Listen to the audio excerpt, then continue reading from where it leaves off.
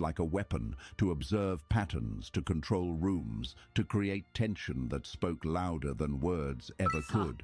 When you stop talking, you force the world to reveal itself, because in your quiet, others start to speak. And that's when you truly see who they are. So from this moment on, don't use your mouth to defend your worth. Use your silence to define it. Let others exhaust themselves trying to understand you. Let them fill the air while you build your empire in the stillness. The world believes silence is submission. Let them. Because the lion doesn't explain the roar before it comes. He just waits and strikes when the time is right. When the mouth is calm, the mind begins to speak. And that's where the real war begins. When the mouth falls silent, the real noise begins. Inside your head, that's where the true enemy lives. Not outside, not in others, but within the endless chatter of your own thoughts. You think you're thinking freely. You're not. Your mind has been hijacked by habits, memories, and voices that aren't yours. They whisper doubts, replay old scenes, rewrite pain as truth. And the worst part? You believe them. Machiavelli never wrote directly about the mind, but every page of The Prince breathes one message: control begins within. Because the man who cannot govern his impulses will always be governed by those who know how to provoke them. Your mind is a palace, but most of the time, it's occupied by thieves. Every distraction, every comparison, every craving, a small invasion. You call it routine. Machiavelli would call it occupation. Look around. Everyone claims they want peace, yet they live as slaves to stimulation, endless scrolling, endless reacting, endless noise. The system doesn't need to chain you. It just needs to keep you thinking about something else. That's why controlling your mind isn't about thinking positive. That's cheap advice for a world addicted to comfort. The goal isn't happiness, it's command. Command over which thoughts deserve to stay and which must be executed without mercy. When a thought appears, ask it one question: does this strengthen me or weaken me? If it weakens you, eliminate it coldly, like a general removing a traitor. Because every weak thought tolerated today becomes a habit tomorrow, and every habit tolerated becomes a cage. Dostoevsky once said, "The human mind is more dangerous than any knife, because it bleeds inside." Weakens you, eliminate it coldly, like a general removing a traitor. Because every weak thought tolerated today becomes a habit tomorrow, and every habit tolerated becomes a cage. Dostoevsky once said, "The human mind is more dangerous than any knife, because it bleeds in silence." You bleed every time you replay old humiliation. You bleed when you let guilt feed on memory. You bleed when you allow fantasy to replace focus. To master your mind, you must first accept this. You are not your thoughts. You are the one who decides which thought lives and which dies. A disciplined mind doesn't silence every voice. It simply ignores the ones that don't serve the mission.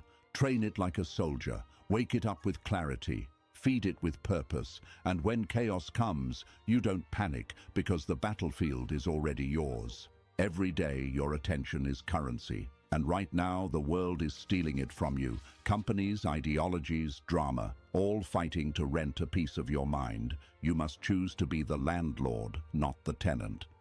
Because attention shapes destiny. What you focus on expands. Feed anger, and it grows teeth. Feed fear, and it builds walls. Feed discipline, and soon, chaos has no place left to live.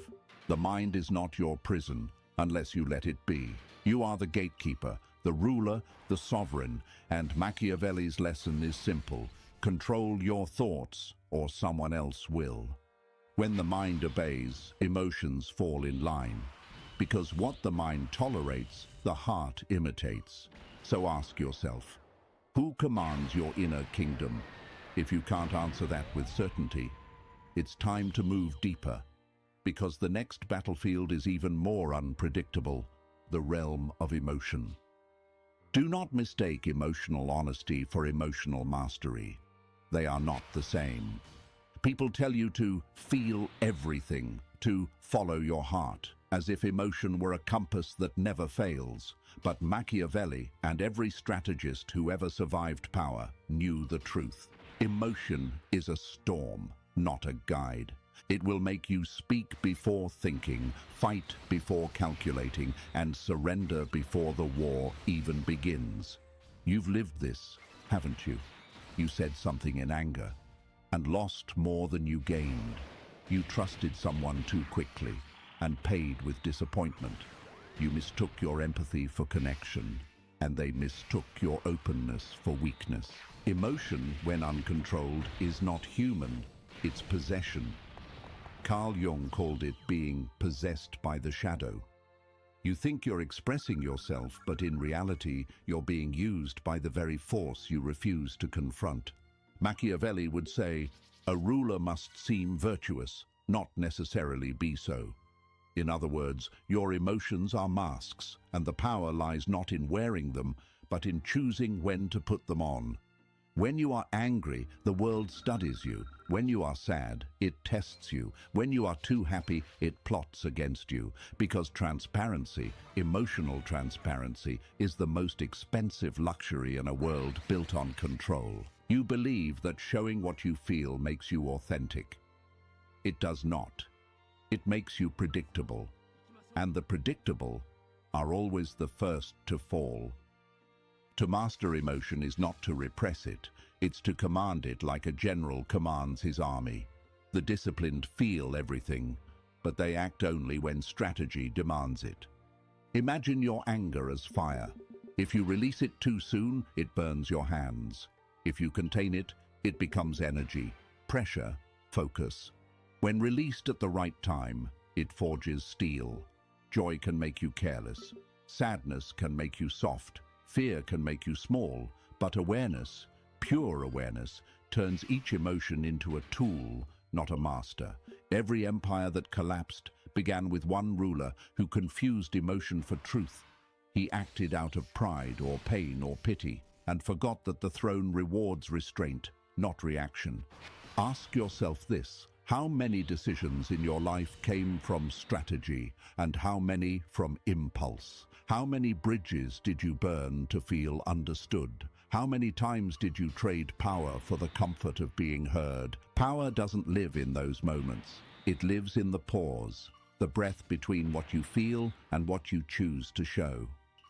Control doesn't kill emotion. It gives it direction. Because when the storm passes, only those who stayed still will know where to rebuild. But there's one more battlefield where emotion becomes invisible, where even self-control starts to bend. It's not about what you say, not even about what you feel. It's about what you value.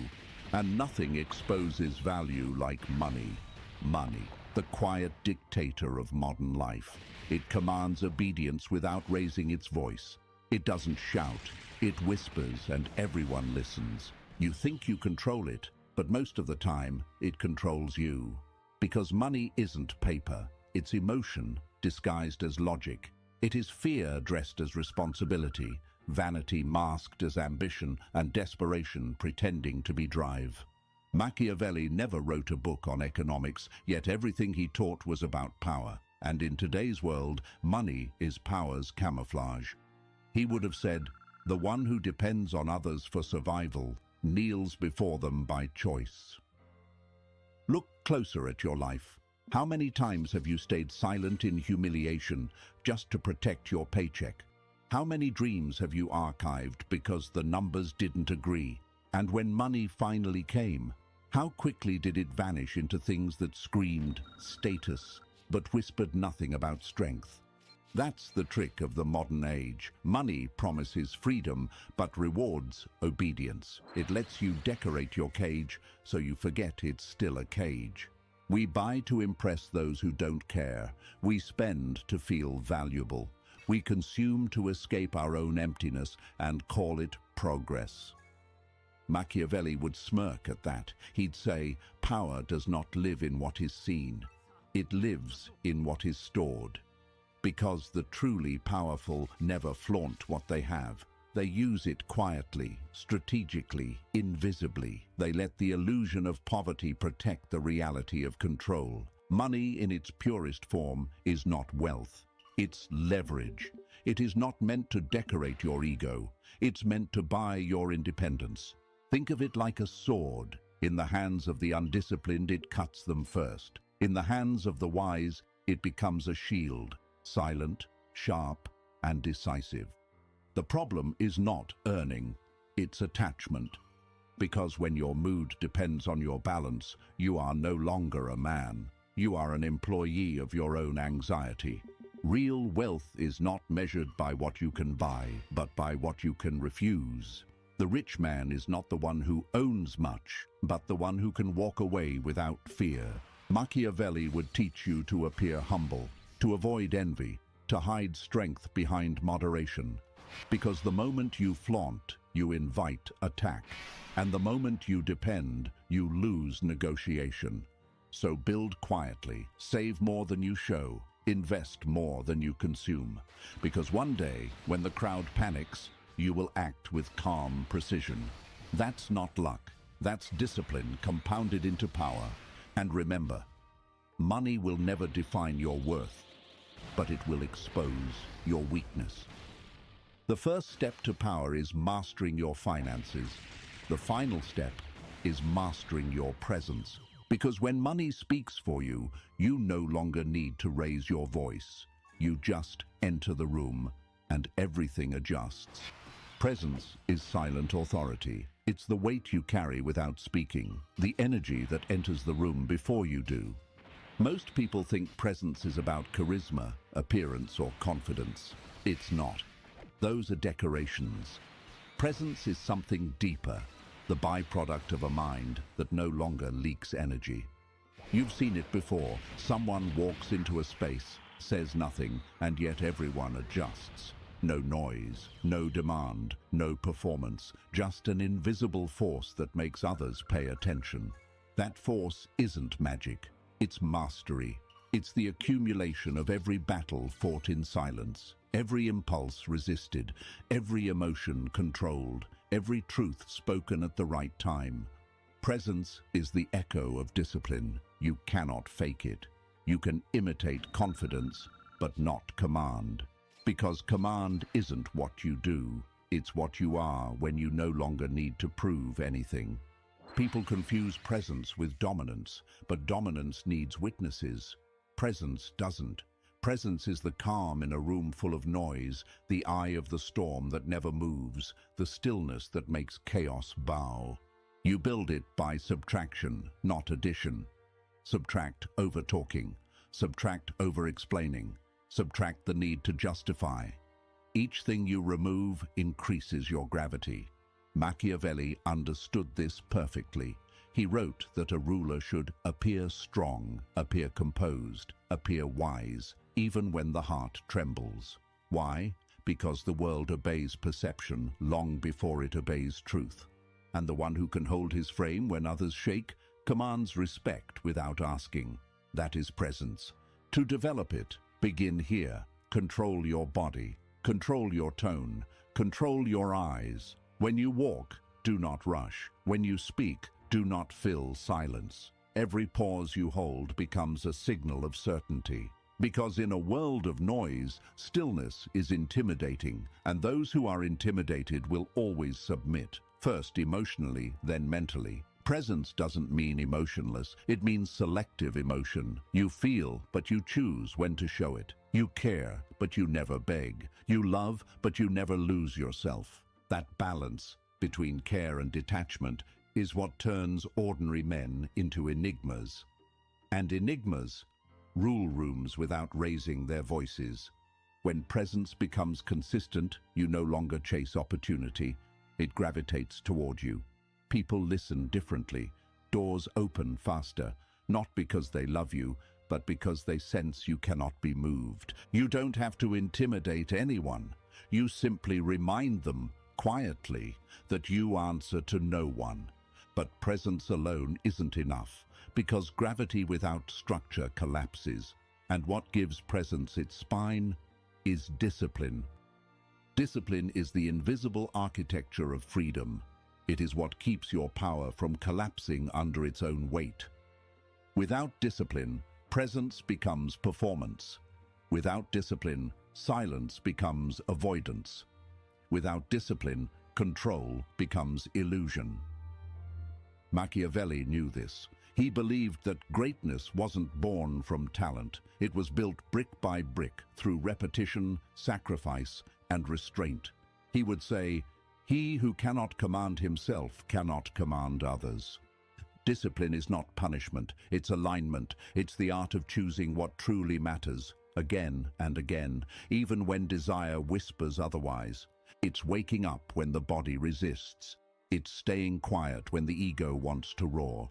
It's finishing what you start, not because it feels good, but because you said you would. Most people confuse motivation for strength. But motivation is seasonal. It comes and goes. Discipline is eternal. It does not negotiate. It doesn't care about your mood, your fatigue, your fears. It moves forward like a machine made of will. Every time you keep a promise to yourself, you sharpen your inner weapon. You reinforce your command. You remind your mind who's in charge. And over time, that consistency becomes identity. People will see you differently, not because you speak louder, but because your life becomes proof of everything you claim to be. Machiavelli's ideal leader was not the loud conqueror, it was the calm architect. The man who builds quietly, strategically, while others drown in chaos. Understand this. Discipline is not about restriction, it's about control of rhythm. You cannot master the storm if you move like one. You must learn to pace yourself, to move with precision, to pause when needed, to strike only when necessary. Even silence requires discipline, because every pause you take is a test. Can you sit with discomfort? Can you resist the urge to fill the void? Can you wait until the world reveals its hand before you play yours? That's why discipline is more than a habit. It's a way of breathing. It's how you turn chaos into choreography. It's how you move through life not reacting, but designing. And slowly, people start to notice. Your tone is calmer, your timing sharper, your focus unshakable. That's not luck. That's years of repetition in the dark. Discipline is what separates power from potential. It transforms impulse into execution, vision into empire. But even the most disciplined man must learn one final skill, the art of concealment. Because power that is seen too clearly invites its own destruction. You've built control, you've built order, now it's time to hide it. Power that's visible is vulnerable, power that's hidden endures. Machiavelli understood this long before the modern world did. He knew that once people see your strength, they'll start plotting how to take it. So he taught his students one simple law. Never show all your cards, not even to those you trust. Because the moment they can read you, they can predict you, and once they can predict you, they can control you. Concealment is not deceit, it's design. It's the art of appearing ordinary while quietly moving the pieces of destiny. It's the still face of the chess player who already knows the next 10 moves. Think about it. How often do people overshare their plans, their pain, their progress, and then wonder why the world reacts before they're ready? When you speak too soon, you dilute your momentum. When you show too much, you invite resistance. And when you let others see your entire process, they begin to believe your success belongs to them. True control is quiet. It doesn't need validation. It operates under the illusion of normalcy, like a current beneath calm water, unseen, unstoppable. The wise do not hide out of fear. They hide out of strategy.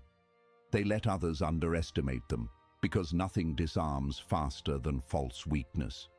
Appear soft, and the world lowers its guard. Appear humble, and envy passes you by. appear uncertain, and they reveal their confidence too early. Meanwhile, you're collecting information, calculating timing, preparing to strike when the field is clear. That's not manipulation, that's self-preservation in a world that punishes transparency. Remember, the strong man doesn't tell you he's strong. He lets the silence do the talking.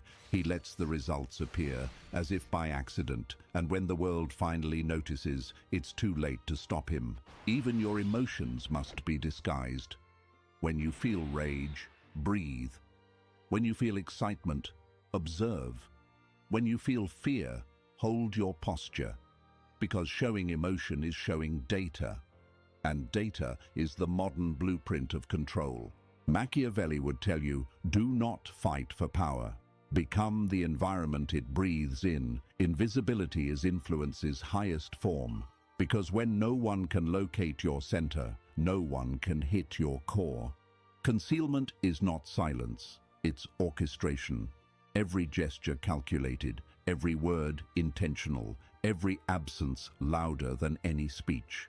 When you master concealment, you begin to live inside the minds of others, rent-free. They wonder what you're thinking, they question what you're planning, they talk about you even when you're gone. And that is how mystery becomes command.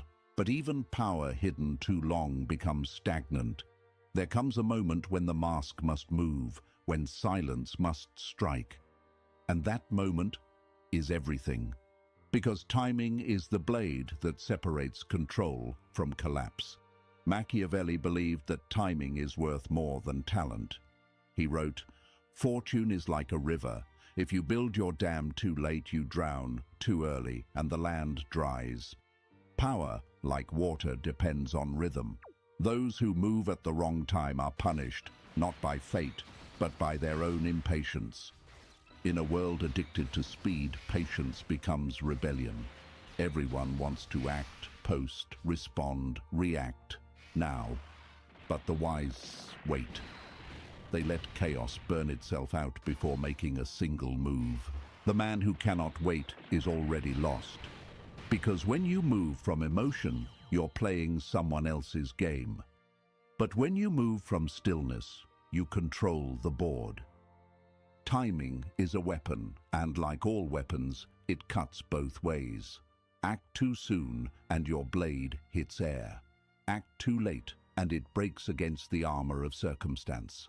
The master strategist acts once, and only once, but precisely. You've seen it. The person who stays silent in argument and speaks one line that ends it. The trader who does nothing for months and doubles his fortune in a single move. The leader who seems invisible until one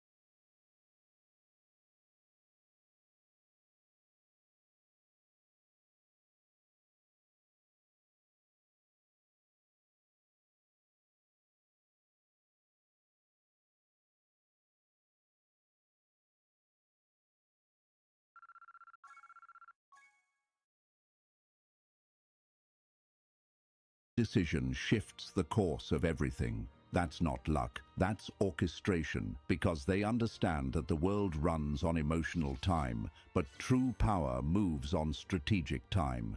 To master timing, you must master perception. You must learn to read energy, rhythm, and fatigue. To know when others are acting out of emotion, and when they're vulnerable to influence.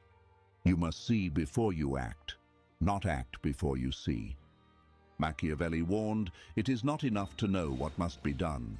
One must know when, because wisdom without patience is noise, and patience without courage is decay. You need both, stillness to wait, fire to strike.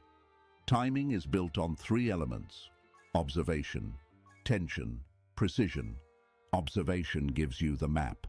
Tension builds anticipation in your opponent. Precision decides when to cut. Imagine an archer. He doesn't release the arrow because he's ready. He releases it because the wind is right. That is timing, the marriage between readiness and opportunity. But here's the paradox. Those obsessed with the right time often never act. They mistake overthinking for control and end up paralyzed by their own analysis. So remember, timing is not waiting forever. It's waiting just long enough. The goal is not perfection. The goal is impact. There's a silence before every explosion, a calm before every revelation. If you learn to listen for that silence, you'll never miss your moment again. And when your moment comes, strike clean. No hesitation, no apology, no explanation. Because hesitation after waiting is just fear in disguise. But after the strike, another danger appears, the intoxication of victory. That's when most fall. Because they forget the one rule that keeps power alive: withdraw before the applause. Machiavelli wrote, "He who knows when to withdraw will live to fight again." That single sentence separates the conqueror from the corpse. Everyone wants to advance. Few know when to stop. Because ego always whispers just one more word, one more victory, one more moment in the light. And that whisper has buried more empires than war itself. The art of withdrawal is not cowardice. It is command. It is the discipline to leave before the world grows tired of your presence. It is the wisdom to disappear when curiosity is still alive. Because the moment you overstay, power turns into performance, and respect turns into routine. In power, there are three kinds of exits, each one a different kind of mastery. First, withdrawal from confrontation. You do not respond to every insult. You do not fight every battle. You let small minds exhaust themselves trying to provoke reaction. Silence, in these moments, is a mirror that makes them face their own insignificance. Second, withdrawal from the crowd. The crowd is addicted to noise, to constant validation, to chaos. But when you step away, you regain perspective.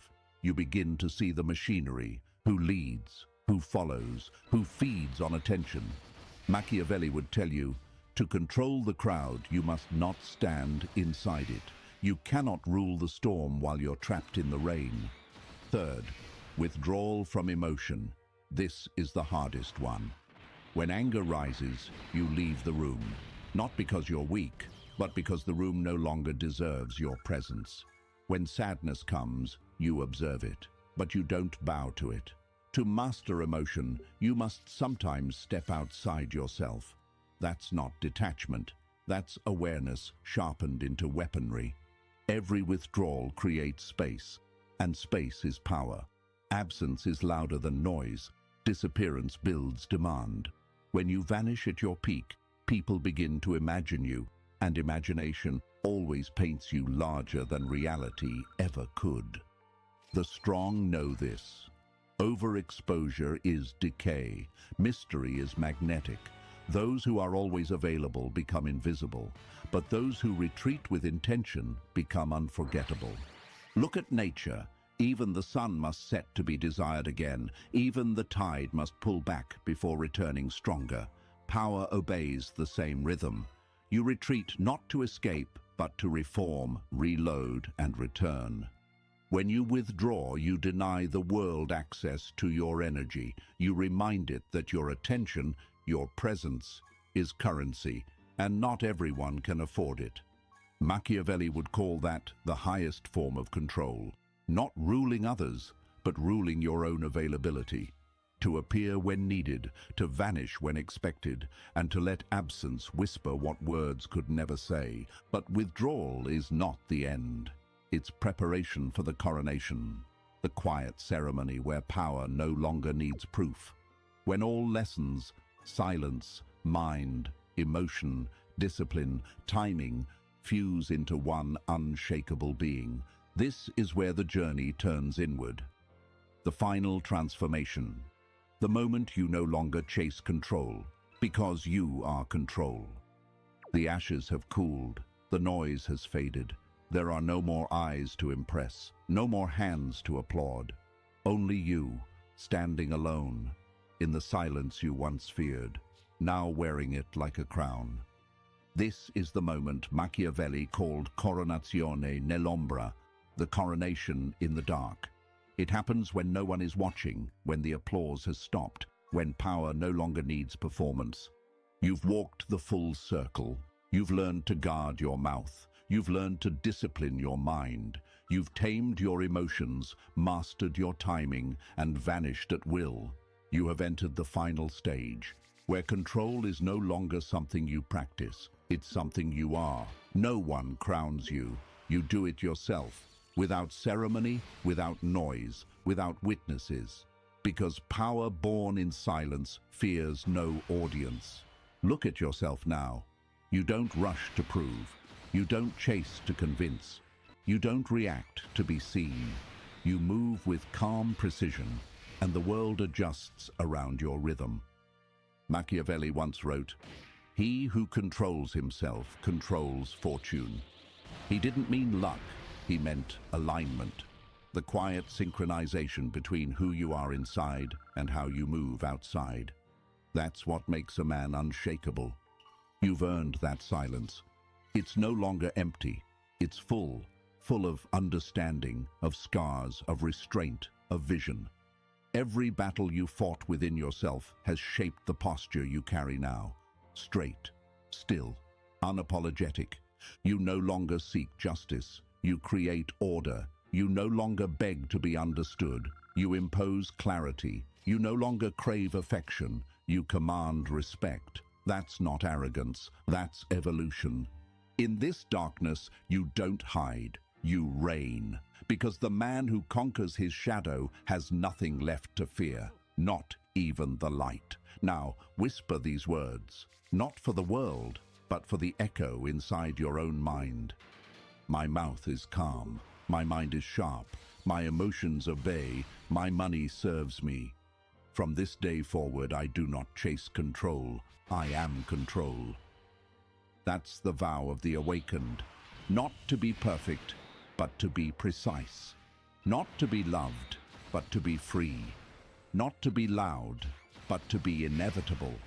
The coronation is complete. The crowd will never see it, but they will feel it. Because true kings don't announce themselves. They simply move differently. And if you've reached this point, it means a part of you has already changed. The part that no longer negotiates with weakness. The part that no longer runs from silence. The part that finally understands freedom is not the absence of rules, it's the mastery of self. So, before you leave this moment, take one breath. Feel the weight of your own stillness. And remember, control is not a destination. It's a daily decision. And today, you've already made it. If these words found you, they were meant to. Walk quietly. The crown fits. And before you fade back into the noise of the world, remember, this silence is not the end. It's only the beginning of a different kind of power. If you felt something awaken tonight, like, share, and subscribe. Not for me, but for the part of you that refuses to sleep again. Each lesson here is a weapon, forged in thought, tested in fire. And the next video will take you even deeper into the mind of Machiavelli, Until then, stay silent, stay sharp, and rule yourself. I'll see you in the next war.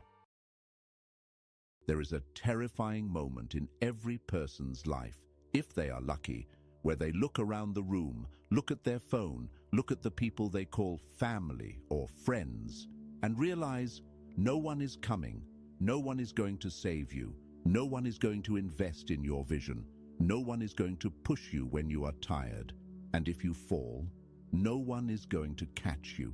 For 99% of people, this realization is the beginning of a depression. It is the moment they break. They feel abandoned. They feel like victims. They cry out to the universe, asking, "Why me? Why do I have to do this alone?" But for the 1%, the outliers, the Machiavellians, the architects, this moment is not a tragedy. It is a baptism. You are watching this because you feel it. You feel the weight of an ambition that no one around you understands. You are tired of explaining yourself to people who are committed to misunderstanding you. You're tired of waiting for permission, waiting for support, waiting for a team. Stop waiting. The idea that you need support to succeed is the single greatest lie sold to you by a weak society. Machiavelli knew this.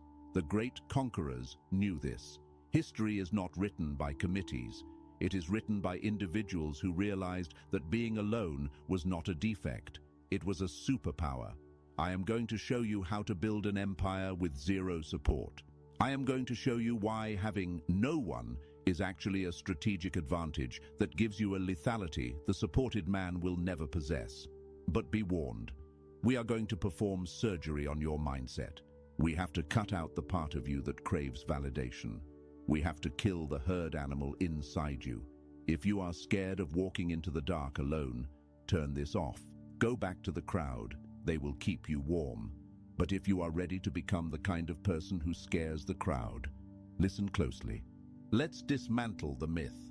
From the moment you were born, you were conditioned to be dependent. School taught you group projects. Religion taught you congregation. Society taught you networking.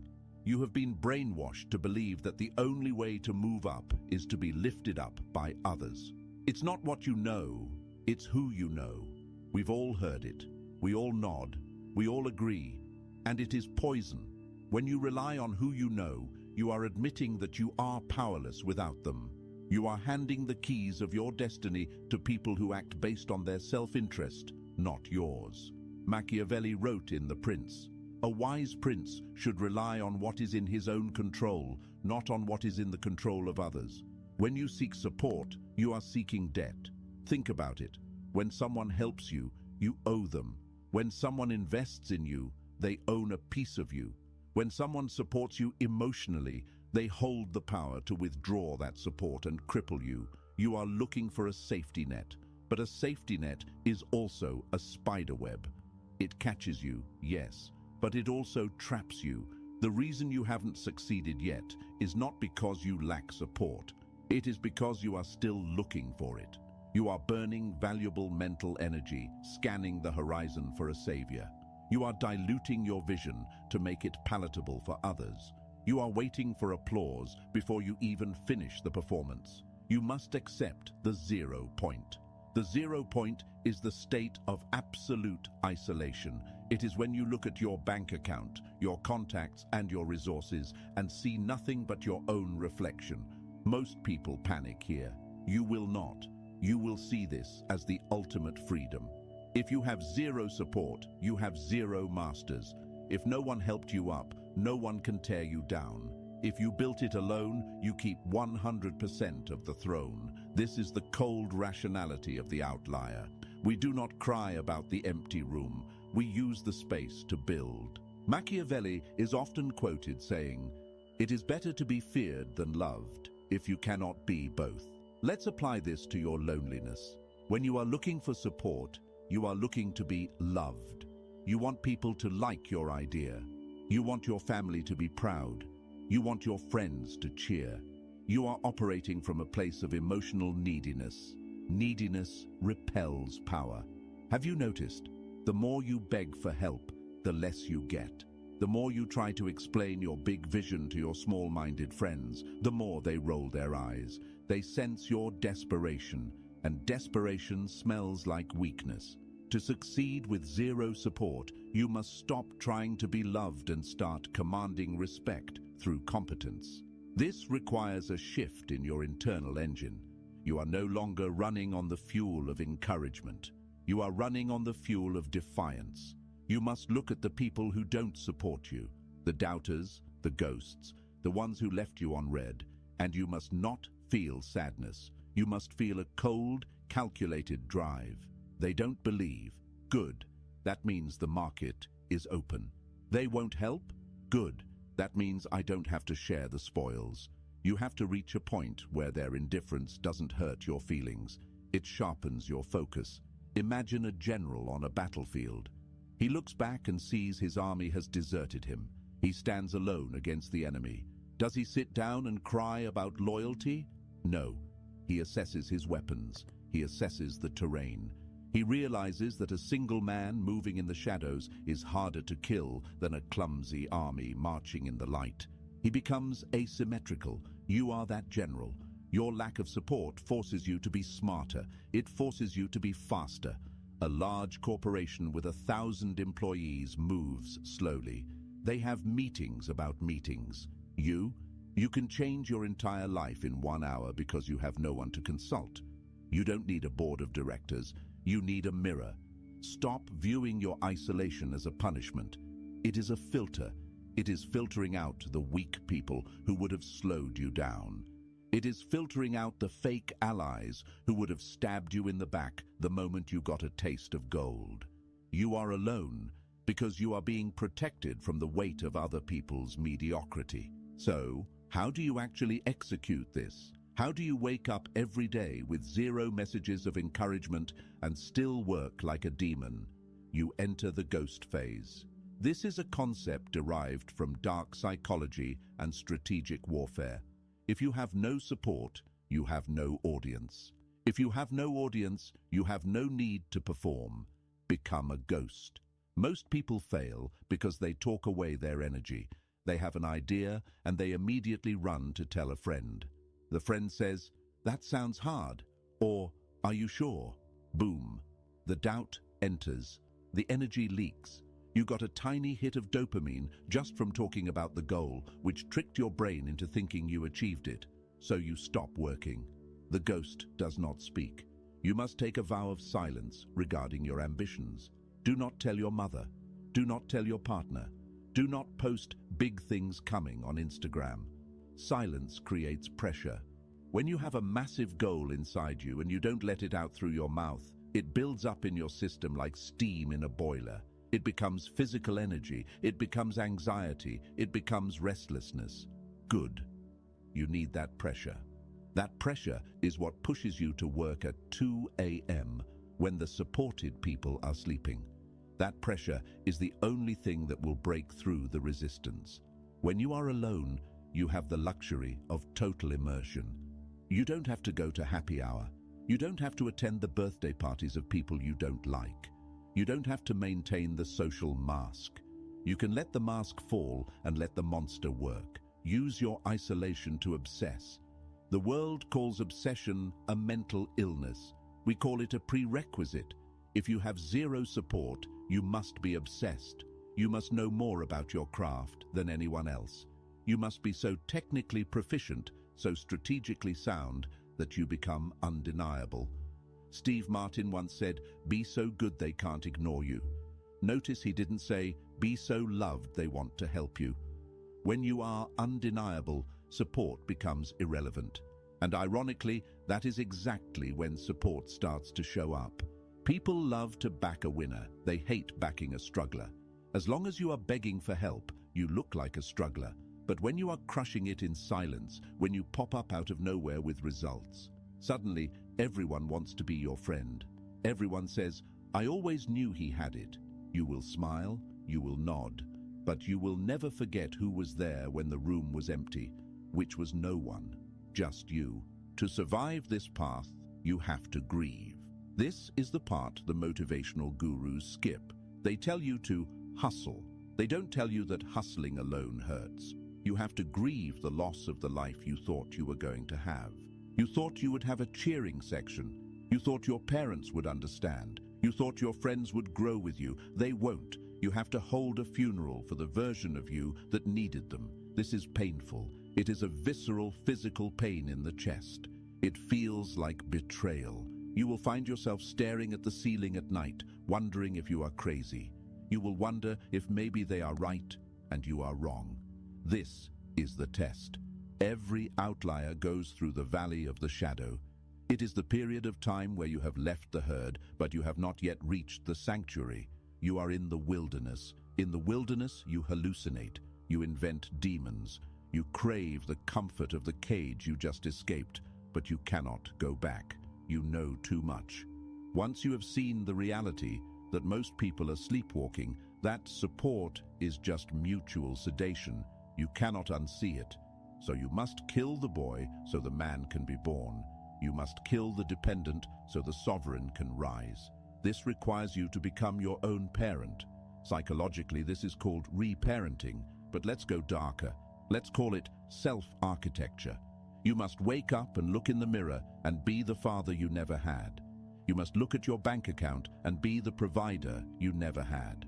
You must look at your emotions and be the therapist you never had. You talk to yourself, literally. Get up, we have work to do. Stop crying, no one cares. Focus, this is the only way out. You develop a split personality. There is the you that is tired, emotional, and weak.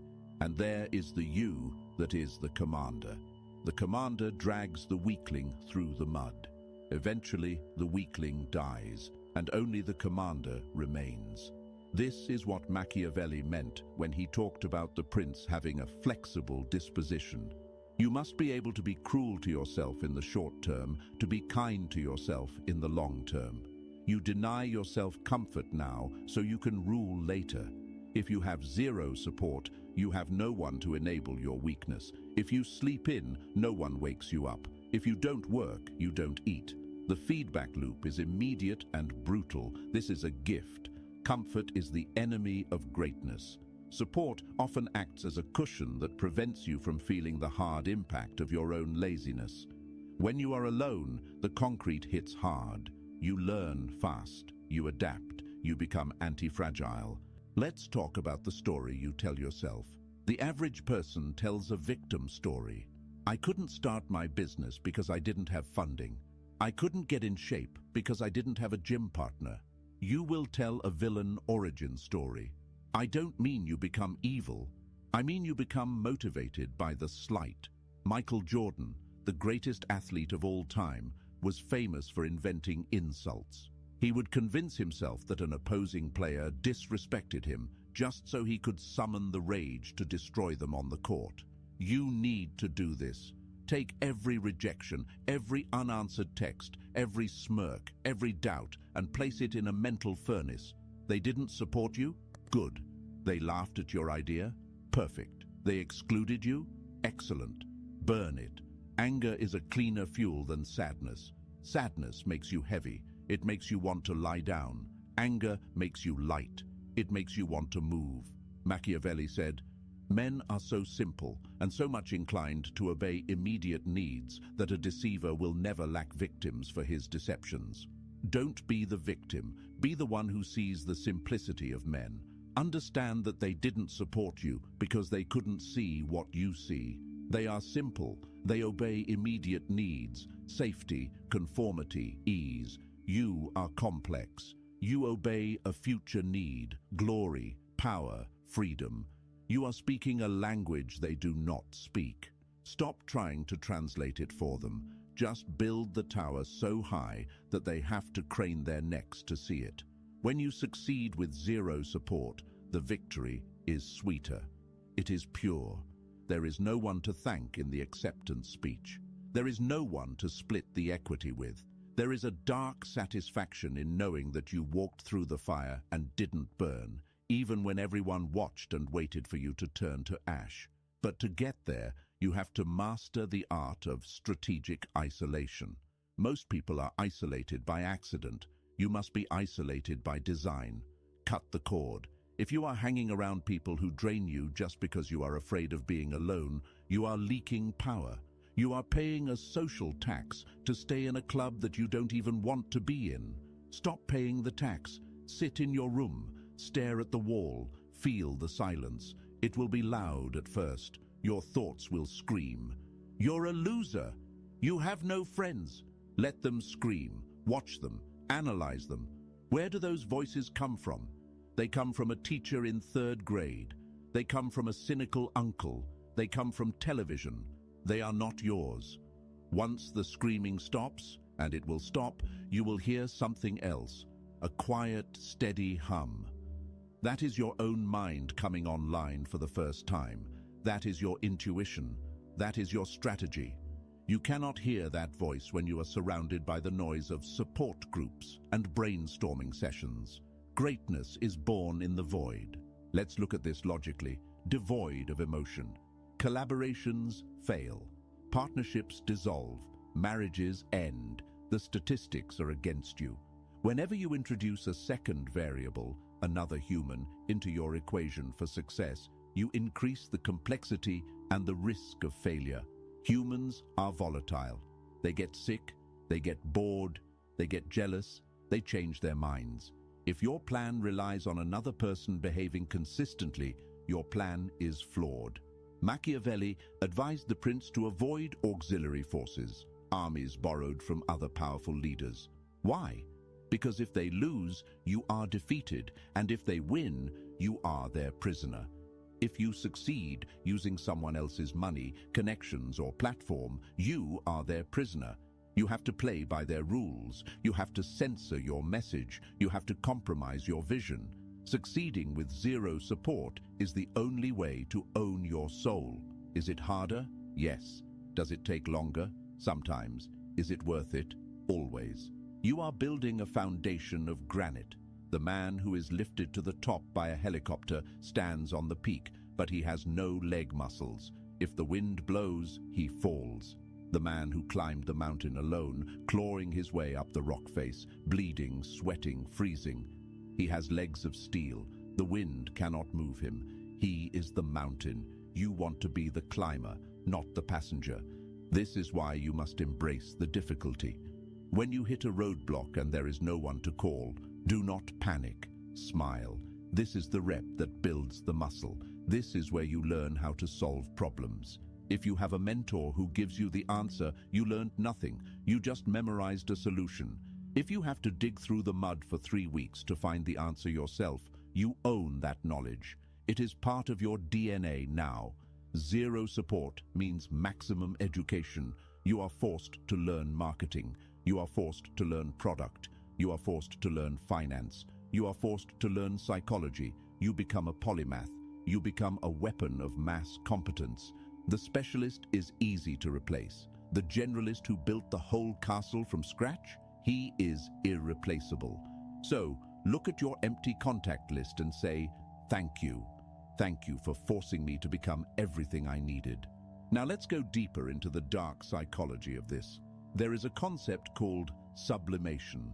It is a defense mechanism where you take socially unacceptable impulses or raw emotions and transform them into productive actions.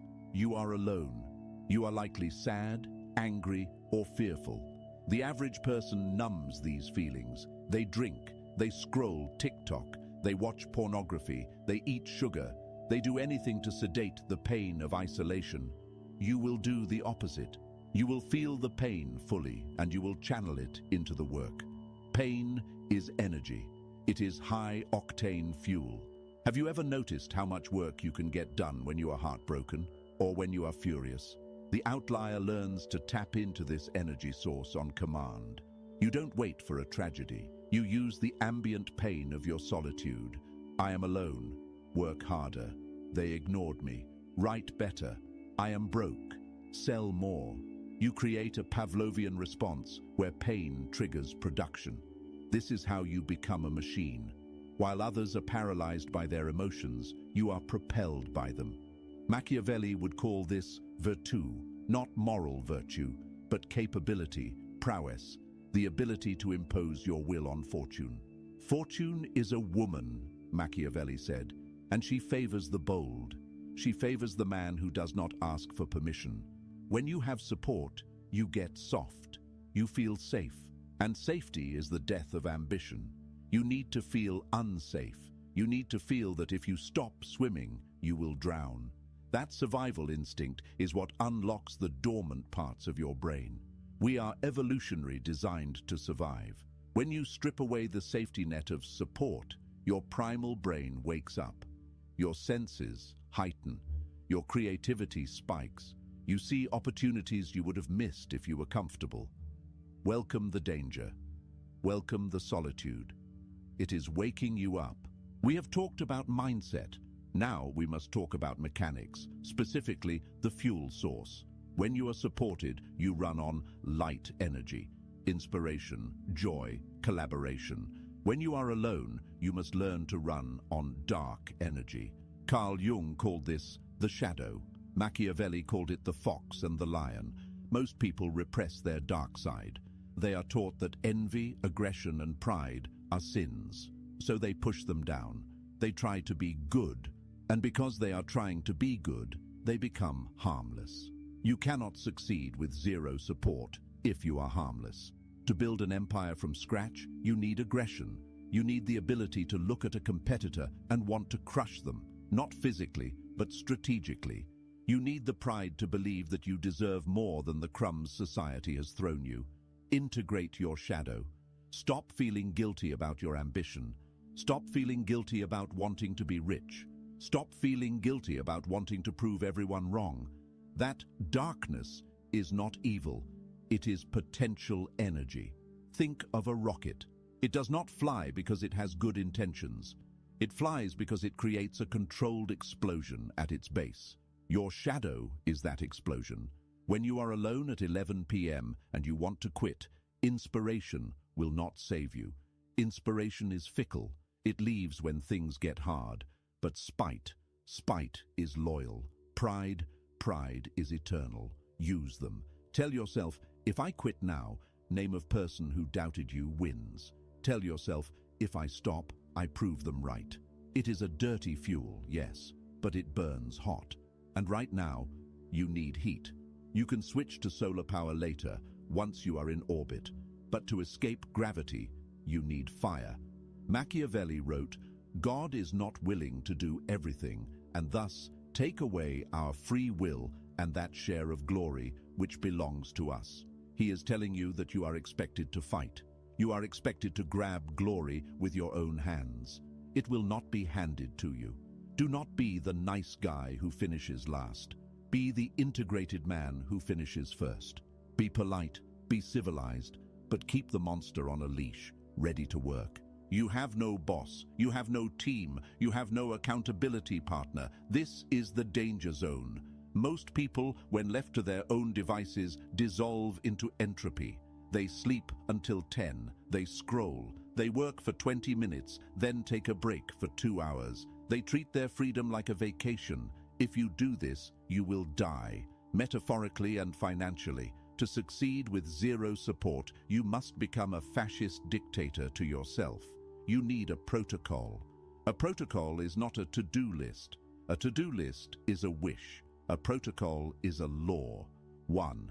The morning negotiation. The moment your eyes open, you are in a negotiation.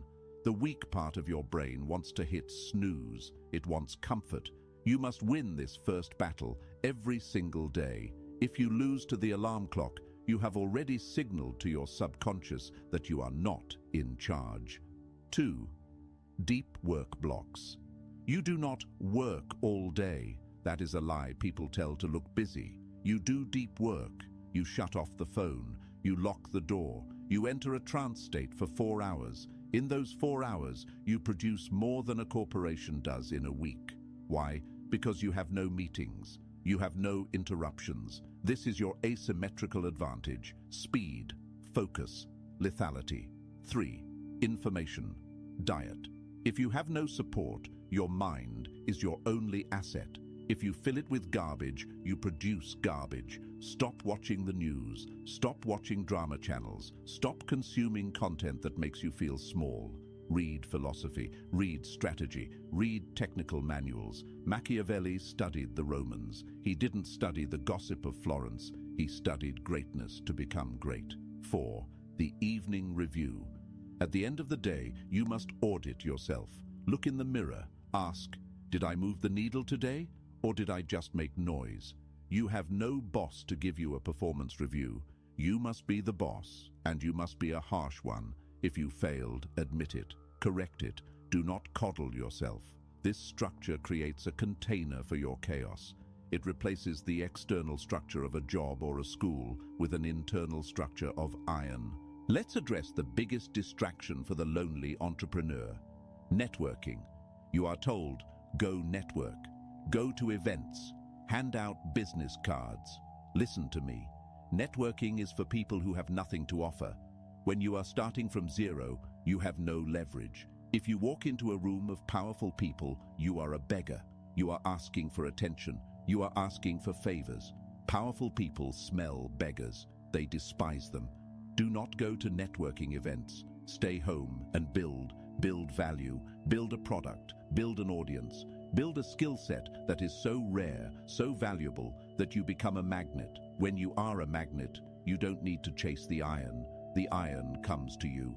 Machiavelli advised the prince to make himself necessary. A wise prince must rely on what is in his power. He should endeavor only to avoid being hated. Make yourself necessary to the market. If you are the best video editor in the niche, YouTubers will find you. If you are the best copywriter, agencies will find you. If you are the best strategist, CEOs will find you. Build the honeypot. Stop chasing the bees. Every hour you spend drinking cheap wine at a networking mixer is an hour you stole from your craft. It is an hour you could have used to become undeniable. The best network is a portfolio of undeniable work. The best introduction is a track record of excellence. Succeed first, network later. And when you do finally enter those rooms, you won't be handing out business cards. People will be asking for yours. This is the part that will feel like a movie, but it is real. If you follow this path, the path of the ghost, the outlier, the Machiavellian, something strange will happen. You will start to win. The numbers will go up. The money will hit the account. The physique will change. The confidence will radiate off you like heat. And then they will come back. The friends who were too busy to grab coffee. The family members who asked, when are you getting a real job? The ex-partners who left you for someone more stable. They will return, and they will smile, and they will say the word that will make your stomach turn. I always knew we would make it. I'm so proud of us. They will try to rewrite history. They will try to insert themselves into your narrative. They want to stand next to the trophy they didn't help lift. This is your final test. The old you, the one who craved support, will want to let them back in. You will want the validation. You will want to say, see, they love me now. Do not do it. You must handle this with Machiavellian grace. You do not need to be mean. You do not need to cause a scene. You simply maintain the distance. You treat them with the same polite indifference they treated you with. You become a wall of glass. They can see you, but they cannot touch you. You realize that their love is conditional.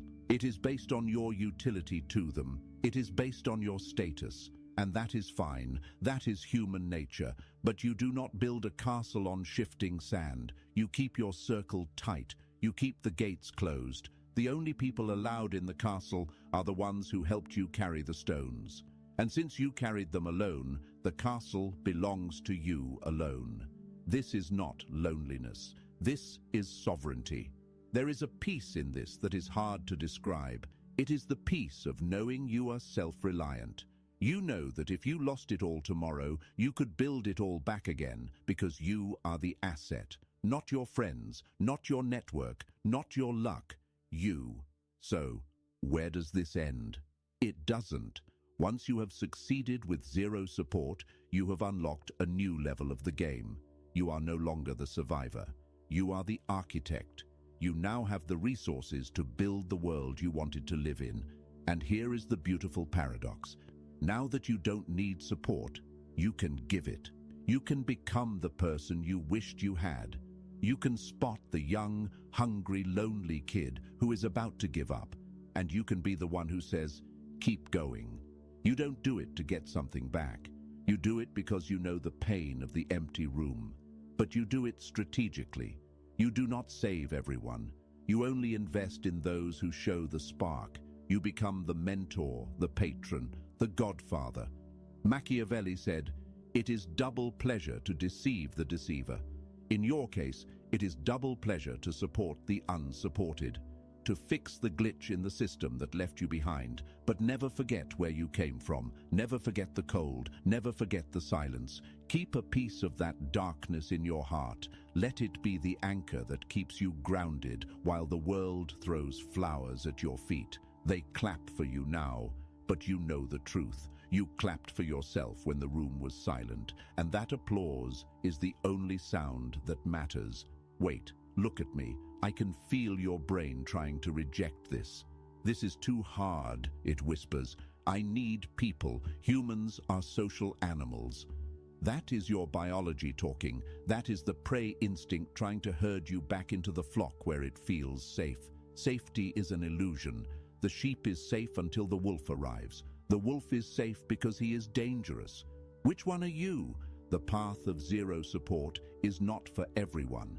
It is for the outlier. It is for the mutation. It requires you to be willing to look like a failure for a long time, so you can look like a legend forever. It requires you to suffer in the dark, so you can shine in the light. Most people will turn this video off and go text a friend to complain about their day.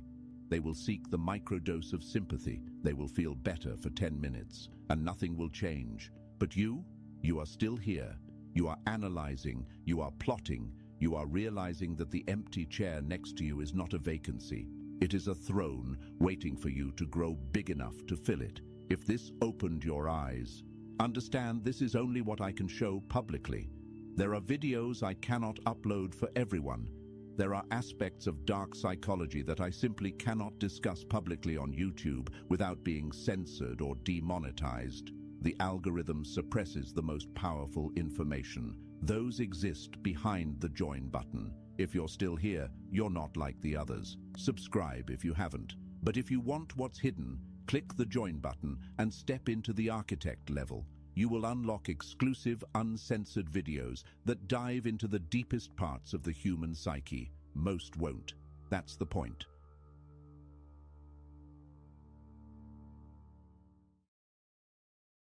You are being lied to by a false binary. On one hand, you have the Stoics. They tell you to endure, to accept, to retreat into the fortress of your own mind. On the other, you have Niccolo Machiavelli. He whispers that the world is a slaughterhouse, and if you do not hold the knife, you will be the meat. Most people spend their lives torn between these two avatars. You try to be good, and you get exploited. You try to be ruthless, and you are consumed by guilt. You oscillate between the saint and the tyrant, failing at both. Here is the truth neither side admits. Stoicism without power is just dissociation. It is a sedative for the conquered. But Machiavellianism without internal control is self-destruction. It is a fire that burns the arsonist. I'm going to show you that these are not opposing philosophies. They are two halves of a single dangerous weapon used by the most powerful figures in history. By the end of this video, you will not choose between them.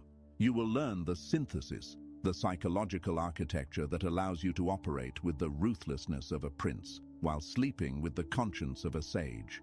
But first, we must dismantle the myths you hold dear. Let's look at the world as it actually is, not as we wish it to be. If you walk into a boardroom, a political arena, or even a high-stakes negotiation, and you bring Meditations by Marcus Aurelius, you are bringing a shield to a gunfight. There is a reason Machiavelli is reviled in public but studied in private. The Prince was not written for the public. It was a job application. It was a secret manual on how to seize a state and hold it against internal and external enemies. The central tenet of Machiavelli is often misunderstood as the ends justify the means. That is too simplistic. The actual lesson is that morality is a luxury of stability. When the walls are breaching, kindness is not a virtue, it is a liability. Machiavelli argues that a leader who tries to be good in a world of bad men will inevitably come to ruin. This is not cynicism.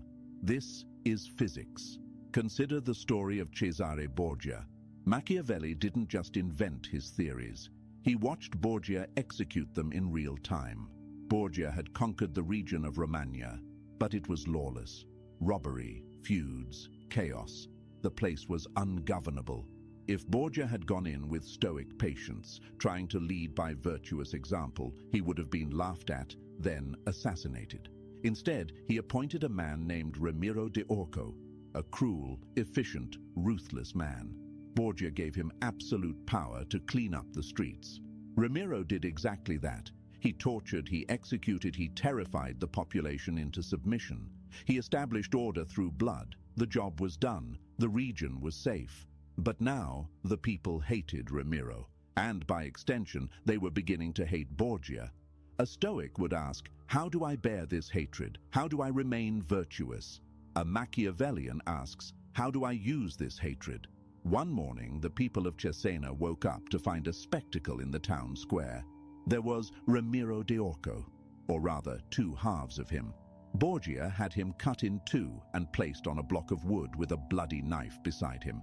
The message was instant and surgical. Borgia took credit for the order, the safety, but he executed the cruelty. Ramiro. He signaled to the people, I am not the monster. He was, and I have saved you from him. Machiavelli wrote that the people were at once satisfied and stupefied. This is the cold reality of power. It requires a scapegoat. It requires theatrical violence. If you are strictly a Stoic, you view this as abhorrent. You retreat. You say, I would never. And that is why you remain an employee. That is why you are governed, not the governor. However, there is a trap here. A fatal error that the edgy internet Machiavellians make. They think being Ramiro de Orco is the goal. They think cruelty is power. It is not. Ramiro was a tool. He was reactive. He was emotional in his violence, and because he lacked the internal fortress, he became disposable.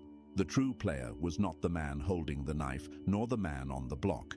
It was the man watching from the balcony, Borgia. But how does a human being execute a man he employed, cut him in half, and then go eat breakfast? How does the mind survive its own ambition? This is where the cracks in Machiavelli appear. And this is where the dark necessity of Stoicism begins to bleed in. Let's turn the lens. Stoicism, in its modern, watered-down form, is marketed as a life hack for productivity. Cold showers and journaling. Amor fati. It has been commodified into a stress ball for the working class. Accept what you cannot control. This is dangerous advice if you misunderstand the perimeter of control. For the average person, Stoicism is a coping mechanism for powerlessness. Your boss berates you. It is what it is. The economy crashes and destroys your savings. The obstacle is the way. Used this way, Stoicism is operant conditioning for submission. It creates good workers, not great men. But the ancient Stoics, they were not submissive. Seneca was the tutor and advisor to Emperor Nero. He was one of the richest men in the Roman Empire. He wrote beautiful letters about the unimportance of wealth while lending money at usurious interest rates across the British provinces. Critics called him a hypocrite.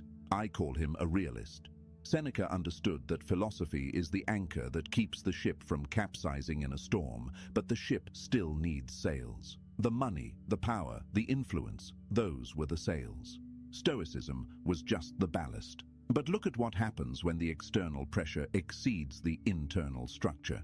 Nero eventually turned on Seneca. The tyrant he helped mold became uncontrollable. When the order came for Seneca to commit suicide, he didn't run. He didn't beg. He didn't try a Machiavellian plot to assassinate Nero first. He opened his veins. He dictated his final philosophical thoughts as the blood drained out of him. He remained calm. He died well, but he still died. And here lies the central conflict of our inquiry. Machiavellianism focuses entirely on the external, the outcome, the perception, the power. Stoicism focuses entirely on the internal, the reaction, the judgment, the peace. If you follow Machiavelli 100%, you become paranoid. You see enemies everywhere. You interpret every handshake as a potential dagger. The cortisol levels alone will kill you before the assassins do. You lose your soul to save your skin. If you follow Stoicism 100%, you become inert. You accept injustice because you have convinced yourself that harm is only an opinion. You become a bystander in your own life, watching the world burn while you congratulate yourself on your temperature tolerance. You save your soul, but you lose the war. The history books are filled with dead Stoics and deposed Machiavellians. But there is a third category, the outliers. The ones who saw these systems not as religions, but as software. They realized that you can run both programs simultaneously, provided you know which one has admin privileges. Let's talk about Marcus Aurelius, the poster boy of Stoicism, the philosopher king. You read Meditations and you hear a gentle, tired man trying to be good.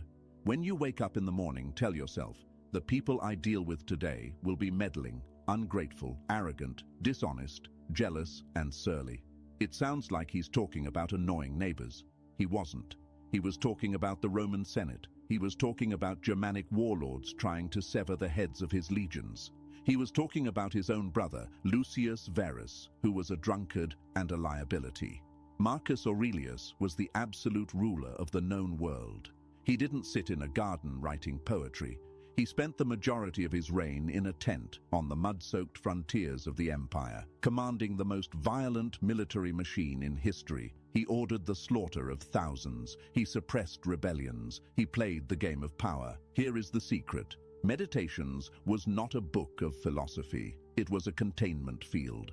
Marcus Aurelius was a Machiavellian operator by day and a Stoic by night. He understood a profound psychological truth. To execute the harshness required to rule, one must possess an impenetrable inner calm. If you are emotional, you cannot be ruthless. You become cruel. There is a difference. Cruelty is emotional. It comes from anger, insecurity, sadism. Ruthlessness is clinical. It comes from necessity, calculation, logic. Ramiro de Orco was cruel. Cesare Borgia was ruthless. Marcus Aurelius used Stoicism to scrub the emotion out of his decision-making. When he had to crush an enemy, he didn't do it because he hated them. He did it because it was the nature of the world. He depersonalized the violence. This is the dark utility of Stoicism that the modern self-help gurus won't tell you. It doesn't just help you endure pain, it helps you inflict it without losing your mind. It allows you to fire the incompetent employee without feeling guilt. It allows you to cut off the toxic family member without hesitation. It allows you to negotiate for the higher salary without feeling greedy. Because you have removed the emotional judgment from the action, you have accepted that this is simply how the game is played. This is the synthesis, the Stoic prince. The person who navigates the external world with Machiavellian strategy, but governs their internal world with Stoic discipline. You use Machiavelli to read the room, to understand the power dynamics, to see the traps. You use Stoicism to keep your pulse slow when you spring the trap. Let's go deeper into the mechanics. How do you actually apply this? We need to talk about reputation. Machiavelli famously asked, "Is it better to be loved or feared?" His answer, "It is best to be both, but if one must choose, it is safer to be feared." Why? Because love is held by a chain of obligation which, men being selfish, is broken whenever it serves their purpose. But fear is maintained by a dread of punishment which never fails. A pure Stoic doesn't care about reputation. What others think of me is none of my business. This is catastrophic advice for the real world. In a hierarchy, what people think of you is your business. It determines your access to resources, your mating prospects, your safety. If you ignore reputation, you are invisible. But here is the nuance. If you are addicted to the validation of others, the trap of the narcissist, you are easily manipulated. Anyone who flatters you owns you. Anyone who insults you controls you. The synthesis approach is this: you cultivate a reputation carefully, Machiavelli, but you detach your self-worth from it, Stoicism. You curate the mask. You decide what the public sees. You project competence, perhaps a touch of danger. You let them fear you slightly. You let them love you when it is useful. But behind the mask, silence. You do not believe your own press release. When they cheer, you are indifferent. When they boo, you are indifferent. This makes you unshakable. Most people fail because their mask is glued to their face. When the mask cracks, their ego shatters. The synthesis allows you to treat your public persona as an asset, like a stock portfolio or a piece of real estate. You manage it. You optimize it, but you are not it. This is how you survive the modern digital panopticon. We live in an age of hypervisibility. Everything is recorded. One mistake, one wrong tweet, and the mob comes for you. The purely Machiavellian approach to this is to be a shapeshifter, constantly changing your opinions to please the crowd. You become hollow. The purely Stoic approach is to ignore the mob and get cancelled, fired, and ostracized. The synthesis? You observe the mob. You understand its triggers. You speak its language. You maneuver through the chaos without becoming part of it. You are in the crowd, but not of it. You view the social hierarchy as a biological system. It has rules, it has predators, it has prey. You don't get angry at the shark for being a shark, but you also don't jump in the water bleeding. Now, a warning. There is a concept in dark psychology called virtue signaling. We all know it. But let's look at the weaponized version, virtue camouflage. Machiavelli wrote, "It is not necessary for a prince to have all the virtues, but it is very necessary to appear to have them." He lists them: mercy, faith, integrity, humanity, religion. He says you must seem to be all these things, but you must be ready to be the opposite when the wind turns. This creates a cognitive dissonance for most people. We are raised to believe that hypocrisy is the ultimate sin. But look at the most effective leaders in your company, in your government. They speak of community, family, transparency. But when the quarterly earnings are threatened, they execute layoffs with mathematical precision. Are they evil or are they effective? The Stoic in you wants to judge them. The Stoic in you wants to say, "I am better than them because I am honest." But are you, or are you just harmless? There is a quote often misattributed, but the sentiment is pure dark truth. "I would rather be a warrior in a garden than a gardener in a war." Stoicism is the garden. Machiavellianism is the sword. You need the garden to have a place to rest, to have something worth fighting for, to keep your humanity intact. But without the sword, the garden is just a waiting room for someone else's conquest. The problem with modern nice guys is that they think their lack of claws is a virtue. It isn't. It's just a lack of claws. If you cannot do harm, your decision to be good is not a moral choice. It's a biological default. You must be capable of the Machiavellian maneuver. You must understand how to manipulate, how to deceive, how to crush. And then you must use your Stoic discipline to choose not to until it is absolutely necessary. That is the definition of dangerous. That is the definition of powerful. We have the theory. Now we build the framework. To operate as a Stoic prince, you must internalize 3 specific laws. These are not moral commandments. They are mechanics. They are the gears that allow you to grind through resistance without wearing down your own engine. Law 1, the law of asymmetry. Machiavelli teaches, everyone sees what you appear to be. Few experience what you really are. Stoicism teaches, retreat into your own little territory of silence. Combine them. In every interaction, there is an information economy. The person who speaks the most pays the most. The person who reveals their emotions is bleeding currency. Most people are desperate to be understood. They over-explain. They broadcast their intentions. They get angry to show they are serious. They cry to show they are hurt. They are open books in a room full of illiterates and thieves. The synthesis demands asymmetry. You must know everything about them, their insecurities, their ambitions, their fears. They must know nothing about you except what you carefully select for them to see. When you are angry, your face should be blank. When you are excited, your voice should be steady. When you are terrified, your posture should be relaxed. This is not repression. Repression is hiding it from yourself. This is containment. You feel the emotion, stoic, but you deny the world the satisfaction of seeing it, Machiavelli. When your opponent cannot read you, they project their own fears onto you. You become a mirror, and people are terrified of mirrors. Law 2, the premeditation of treachery.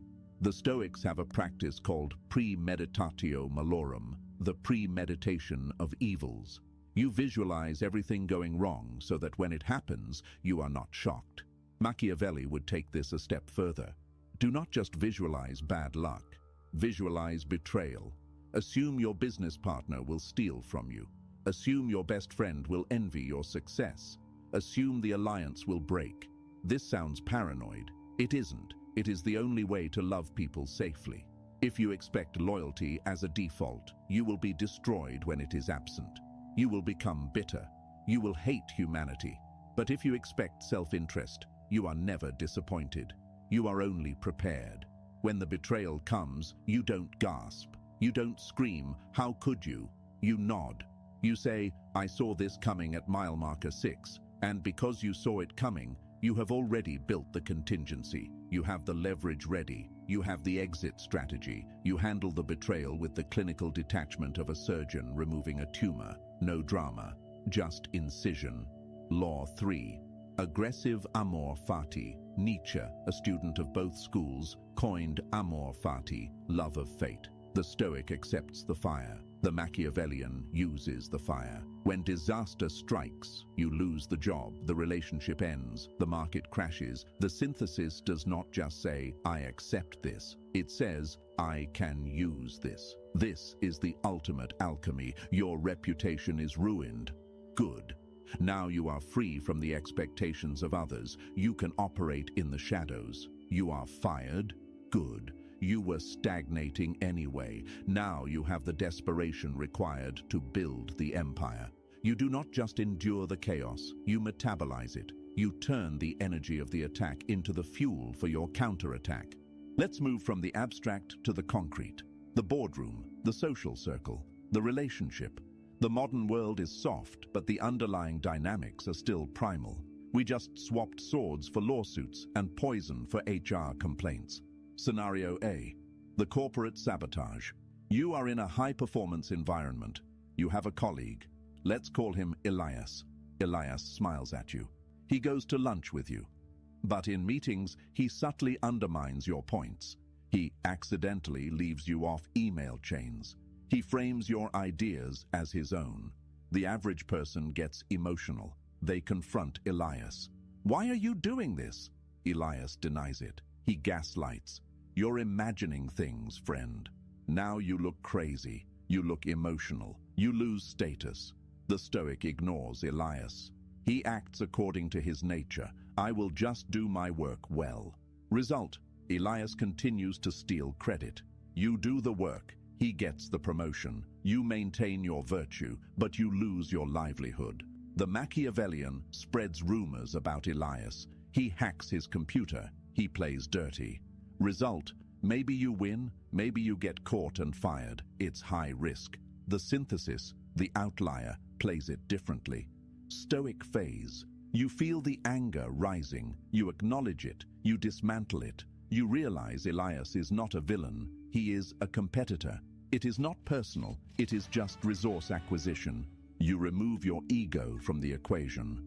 Machiavellian phase. You engage the law of asymmetry. You become friendlier to Elias. You draw him closer. You praise him in public. Why? Because when you praise someone, you lower their guard. You make them think they have fooled you. The trap. You wait, you document, you let him steal a trap idea, an idea you know will fail, or you wait for him to overextend. The strike. When he makes his move, you do not attack him. You simply step aside and let the weight of his own incompetence crush him. And because you praised him, no one suspects you. You killed him with kindness. You remain the good guy in the eyes of the tribe, social proof, while ruthlessly eliminating the threat, power. Scenario B, the power dynamic in relationships. This is uncomfortable, but we must go there. In every relationship, there is a balance of power. The person who needs the other least holds the power. The purely Machiavellian approach is toxic. It involves dread game, manipulation, intentional jealousy. It destroys trust. The purely Stoic approach is often too detached. It can feel cold, unloving, indifferent. The synthesis is sovereignty. You love fully. You give. You are present.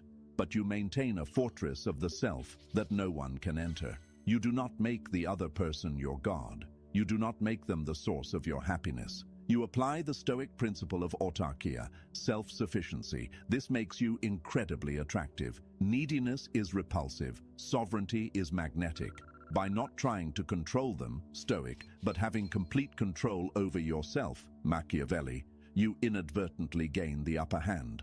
They chase you because you are the mountain, immovable, solid, grounded. You are not playing games. You are simply not dependent. That is the most dangerous form of power, the power of not needing anything. Now we reach the difficult part, the part most channels skip. If you adopt this path, if you marry the fox and the lion to the sage, you will change. You will lose the ability to relate to the masses. You will walk into a room and you will not see people having a party. You will see hierarchies. You will see insecurity masking as confidence. You will see the puppet strings. It can be incredibly lonely. It is the loneliness of the adult at the children's table. You will see your friends complaining about problems they created, and you will know exactly how to solve them, but you will also know they don't want solutions. They want pity. You will see politicians and recognize the script they are reading from The Prince, chapter 18. The danger here is nihilism.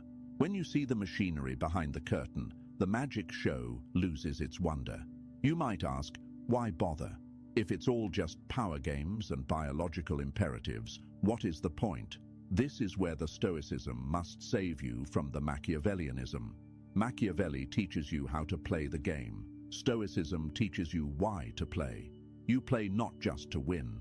Winning is temporary. The empire will fall.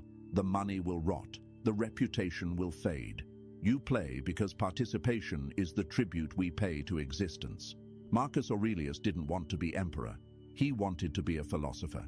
But fate put him on the throne. He could have run. He could have been a tyrant. Instead, he played the hand he was dealt with absolute excellence. He accepted the burden, Stoic, and executed the duty, Machiavellian. You follow this path not to become a monster, but to become a guardian. Because the world is full of monsters, real ones. People who use these dark tactics with zero conscience. People who will hurt the innocent, the weak, and the naive.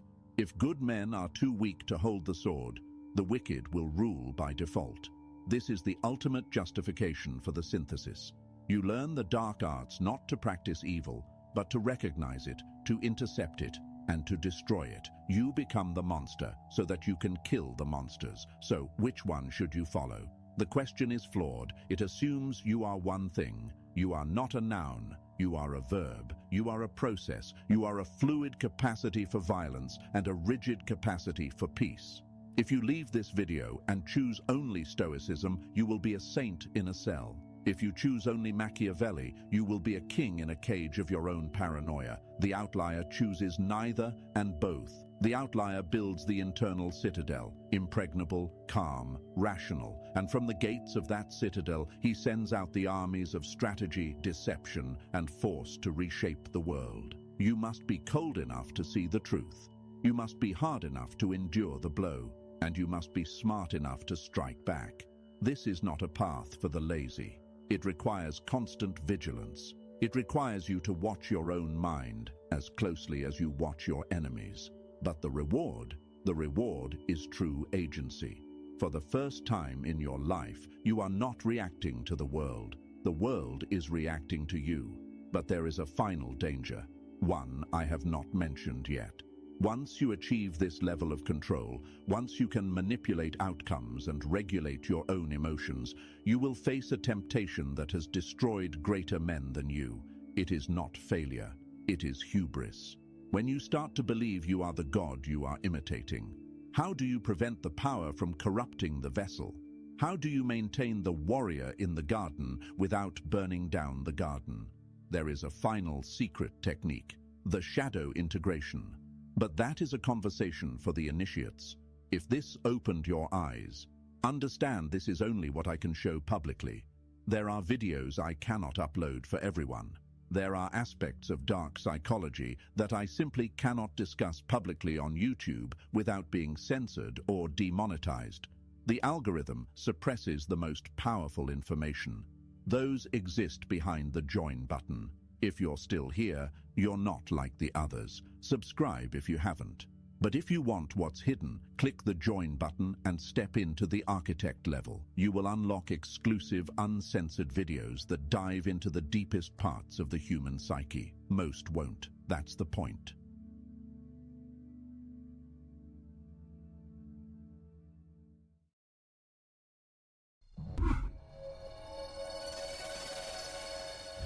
Welcome to Star Talk. I'm Neil deGrasse Tyson, your personal astrophysicist. In this episode, we feature a compilation of things you thought you knew. Each segment, along with my co-host Chuck Nice, we dig into a topic that you might think you understand, but do you really? What's the difference between mass, weight, and density, for example? Well, let's find out. Chuck, good to see you again. Good to see you. What's happening? What do we got? What's going on? I can't wait to hear. I'm still at it. You know, I lose sleep at night thinking, I got to tell this to Chuck. I got it. Just so you know, I'm thinking. I don't believe that for. I don't believe that for 1 second. But I'll take it. I will take it. I just got to straighten some things out. Okay. That I think that some people, not everybody, but some people I think have this all confused, and I want to straighten it out. All right. It's the difference between mass, weight, and density. Oh, well, okay. Now, without a doubt, there's a lot of people that get that confused. I just want to, okay, so generally, if you go on a diet, you want to lose weight, right? Absolutely. So it's not what's actually happening. It is, but it's not the root of what's happening. What you're really doing is you're losing mass. You want there to be less of you tomorrow than there is today. If only I could keep the parts that I want. If you consume fewer calories today than you burned calories today, you will lose weight. Okay? It's that simple. Okay. And I've joked about this. A weight loss book written by a physicist would have one sentence. Consume calories at a slower rate than you burn them. That's the entire... That's it. But so if tomorrow you want less of you than there is today, you're losing mass. Okay. The mass is the sum of all the particles that comprise Chuck. Okay. That's your mass. I could take you and put you on the moon. You'll weigh less. But you still have all of your particles. Okay, then that is where I need to move. When can we do this? So if you weigh 180 pounds, I don't know how much you weigh, but let's call you 180 pounds on Earth. Okay. On the moon, you weigh 1/6 of that. Right. So you weigh 30 pounds. Nice. So, Chuck, you want to lose 150 pounds? Your nutrition will say, no, Chuck, you'll die. No, I'm just going to go to the moon for a day, weigh myself, I'm 150 pounds. So your weight is not itself the measure of how much mass you have. Okay. All right. You also weigh a little less at the top of a mountain because you're farther away from the center of the Earth than you do in Death Valley, where you're at a low point relative to other places on Earth. So if you get on a scale at the top of Everest, you're going to weigh less than you would on that same scale in Death Valley. In Death Valley, correct. Well, you'll weigh less. Okay. Right? People at the equator weigh a little less than they would if they're visiting Santa Claus. Oh, that's because there's a lot of sun down there, and they got to stay in bikini shape all year long. That's what that's why, right? That's really what it's about. No. So the equator is the speed at which you are moving is faster than at other latitudes. People on the equator are moving about 1,000 miles an hour. We here in New York, we're moving about 800 miles an hour. So that centrifugal force makes them lighter than we are. Gotcha. So all of this is affecting your weight, but it's not affecting your mass. Okay, so if you want to lose weight in any zone, then lose mass. All right, just to be clear about that. All right. Okay, so weight loss programs are actually mass loss programs. Okay. And so weight then is about forces then. It's Correct. It's not about. It's the definition of weight. Weight is the force of gravity on you. Well, whose gravity are we talking about? Earth, or the sun, or Venus, or the moon? So you find out what are the conditions of that force of gravity on you in that place, not only among planets, but even different places on Earth. And then you've got your weight. And that weight is related to how many molecules of chuck exist. But in the end of the day, if you want to weigh less, what you really mean is you want less mass. You want less chuck tomorrow than you had today. So just want to put that out there. Something better. Right. Everybody can agree on that. Less chuck tomorrow. Less chuck tomorrow. It's like we don't show you the mail we get. When will Chuck disappear? we withhold those from you, Chuck. Right. Okay, so now we talk about how heavy something is. Okay. So when we think of something floating on water, generally the idea of it being heavy that's not the same thought. Correct? No, of course. If it's heavy, it sinks. Okay. So now let's take let's go to who's the guy who splits wood sections into firewood? Lumberjack. Whatever that is, okay? Go take one of these Paul Bunyan guys. Paul Bunyan cylinders of wood, okay? And it's going to be really heavy. We know this. Take it, plunk it down in a swimming pool.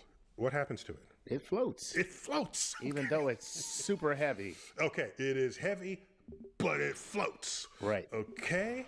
So, how do you get around that? Let's give more examples of that, okay? Ivory soap. What? Okay. Yes, ivory soap floats. Right. And as far as I know, it's the only soap that floats. I did an experiment when I was younger, but I haven't checked lately. But I did test this. Yeah, ivory soap floats. All the other soaps sink. Okay. So, why that should be a selling point, I don't know. But in its day, it was a selling point. And then it was 88/100% pure. Right. And it was like, pure what? Right. Exactly. I remember thinking that as a kid. But ivory soap long predates me, but I remember thinking all of that. All right. So, heavy cream is lighter than skim milk. Heavy cream is lighter than skim milk. And you know why? Because it floats on the skim milk. That's how you get skim milk. There you go. The cream floats to the top. Rises to the top. You skim it off, and you got some heavy cream. So we say it's heavier, but we don't really mean heavier. Heavier to me is the absolute weight. How heavy is it? Can I pick it up? What we mean is thinner. No, it's not thinner. Well, it's more. less It's not as dense. viscous. Less dense. Okay, viscosity is I should have added that. We'll get to viscosity in a minute. Okay. Heavy cream is less dense than water, than skim milk. Right. If you are less dense than something else, you float. Oh, there you go. There it is. Nothing else matters. Right. Okay? You will float. So heavy cream we would say it's lighter than skim milk, but that's a little deceptive. If you want to be precise, you say it's less dense than skim milk, and therefore it floats. Okay. So this is the the encounter I had in a Pasadena coffee shop when I ordered hot chocolate with whipped cream, and the hot chocolate came, and there was no whipped cream anywhere to be found, and I said, server, where is the whipped cream? They said, we put it on. I said, where is it? Oh, it must have sunk to the bottom. At which point I said, either you are lying or the laws of physics that apply to the rest of the universe do not apply in your coffee shop. And so he got all gruffy and indignant, and he went by and brought cream with him, okay, and then plunked it down, and it took one bob, and it floated. I said, "Thank you for my whipped cream." Mm-hmm. Now, I don't know if that became like a story, because I'm sure waitstaff tell stories.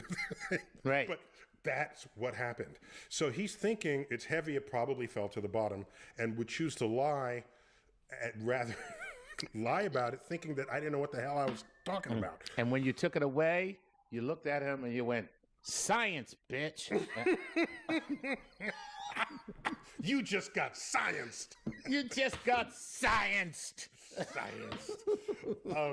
So a couple more things about weight, mass, and density. So you realize that logs float, all right? Right. So if you're going to say, if I want it, but I don't float very well, all right? So if I want to float on the water, I'm going to use a log. So why don't I get a big log and then hollow it out? Okay. These are the first canoes. Right. Okay. The canoes are made of wood. And the canoe's going to float. I'm going to get in it, and we're good to go. Well, why don't you make a boat out of steel? Well, I can't do that because the steel will sink. That's not a boat. That's not going to work. No, let's be clever about it. Okay. By the way, if you make a boat out of steel, it's then impervious to the weapons of other boats. Oh my gosh, what a military advance this would be. This in the 19th century, I think it was, where the first people figured out I can make a boat out of things that are impervious to cannonballs. Okay? Right. And so, whereas if I make a boat out of wood, then it just busts through the wood. Right. So, what matters is not the density of the material. What matters is the density of everything that is sitting below water. Aha.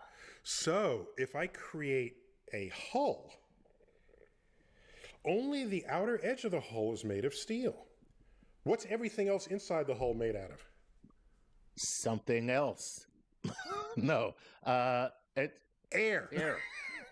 Air. It's like a ballast. Okay. No. Ballast has its different purpose. Right. Because you want to stabilize. Stabilize. Okay. Right. So you put some heavy things just at the very bottom of the hull, And that keeps it in position. And that keeps it in position. So that'd be ballast. Okay. And a lot of the cobblestone in Lower Manhattan that built the roads was ballast in ships that came from Europe. Okay, and then they offload that and built roads with it. Sweet. Yeah. So a lot of it, not all, and other things as well. But point is, so now the density is what is the total mass divided by the total volume. Okay, so the density is grams per cubic centimeter or pounds per cubic inch. So those are the units of density. So let me get some units out there. So we've got the units of mass are grams and kilograms, and I'm not going to tell you the unit of mass for the English system. Okay. And the unit, you're supposed to say, why not? Tell me. Why not? No. So seriously, why wouldn't you give out the Okay, the unit of mass in the English system is slug. No. Yes, that's why I told you. I told you not to ask me. So the mass, grams, kilograms, this sort of thing. Gotcha. The volume is the cubic of some length. So cubic inch, cubic centimeter, cubic meter. Those are volumes. The density is the mass divided by the volume. Mass divided by volume. Okay, so just see how that works. So if I have a certain amount of mass and I put it in a smaller and smaller volume, it becomes more and more dense. Yeah. So what happens if the denominator gets smaller, then the number gets bigger. It's bigger. So we get higher and higher density because you're cramming all of this into a smaller volume. Right. The volume gets bigger and bigger and bigger for the same amount of mass. Right. Then the density gets lower and lower and lower. So, you get beach balls and other things. You're spreading it out. Spreading it out. So what I've done with the steel is I've put air in between the two steel sides of the boat. Mm-hmm. So now the density, the effective density, is the mass of the steel plus the mass of the air divided by the volume. And when I do that, I get something that's less dense than water, and the whole thing floats. So then it will only go down a certain amount in the water. A certain amount in the water. That's it. But it will float. Wow. So that's how you make boats out of steel, and that's how military ships were first put together. I mean, Cool. the indestructible type, right? So then you needed a weapon that can destroy the steel, and then you have the eternal contest of warring factions. Arms race. Arms race. Exactly. Yeah. Exactly. So there you have it, Chuck. So you have mass density. So anything that floats on water is simply less dense than water.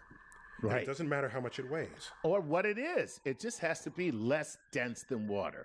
Nothing else matters. Wow, that's cool. And it could weigh a zillion pounds, and it'll still float. Which is why my Uncle Edward floats. That's a big man. That's a fat brother, I'm telling you right now. Oh, he's a big and fat, but he floats. Well, so fat is less dense than water, and bones and muscle is more dense. So if you float every time, you just have way more fat than muscle and bone. Well, there you have it. Good for you, Uncle Eddie. That's why it's no accident that marine mammals have a lot of fat. Right. Okay, the blubber, like as they call it, right? Yes, sir. So there's a lot of fat there, and that gives them buoyancy in the water. Yes. All right. Oh, by the way, what's an ice cube made out of? Water. But why do they float? Because they have air inside of them. I don't know. No.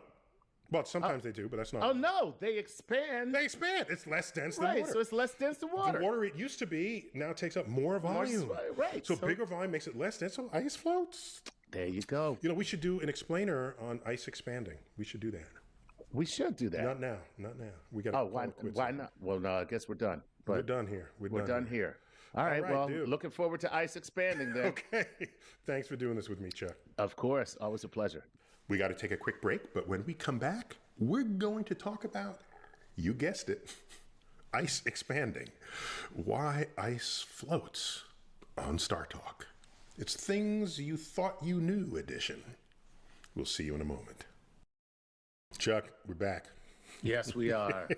And here's what's interesting. There's certain things that we just experience in our lives and never even think to question it. True. Because it's in our everyday life. And some things you don't want to know the answer. You don't want to know. That's different. Some things you just best like left unexplained, unknown. You know what? I'm not gonna mess with I'm not going to go there. No. Right. This one, you ask a simple question: why does ice float? Right. Have you ever asked that? I have. You have. Okay. I have. Yeah. I mean, because when you think about it, it's water, but you're putting it in water. Yeah, It's liquid. It's water liquid. in water, right? It's water in water. So And usually, when you cool something down, it shrinks. Okay, it becomes more dense. tell me about it. So it becomes more dense, and so you would think that a cooler version of some liquid would be, if you shrink the same mass down to a smaller volume, it's more dense, that all ice cubes would sink to the bottom of your glass. As a matter of fact, in certain parts of the oceans, where you have what they call, oh God, now I forget the name of it. It was just on the tip of my tongue. But the coldest water stays at the bottom of the ocean. Yeah, we're not there yet. Oh, we're actually going to talk about that? Yes. Oh, we are? Oh, yeah. Oh, sweet. Oh, my gosh. We're totally going there. Okay. Forget about that. Okay. All right. All right. So a peculiar thing happens to water when it changes state.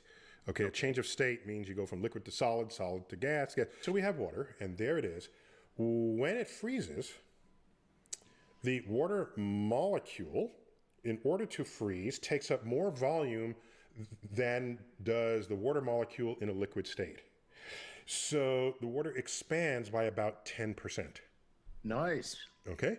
And roughly you can think about that as if you expand 10% and you go back into your liquid, you will bob with about 10% of your volume above the water.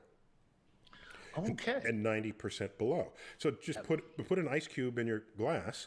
It's easier to see this if it's in a cube shape rather than in those crescent shapes or other things. But if you take a cube and put it in there, 10% will be above the water and 90% will be below.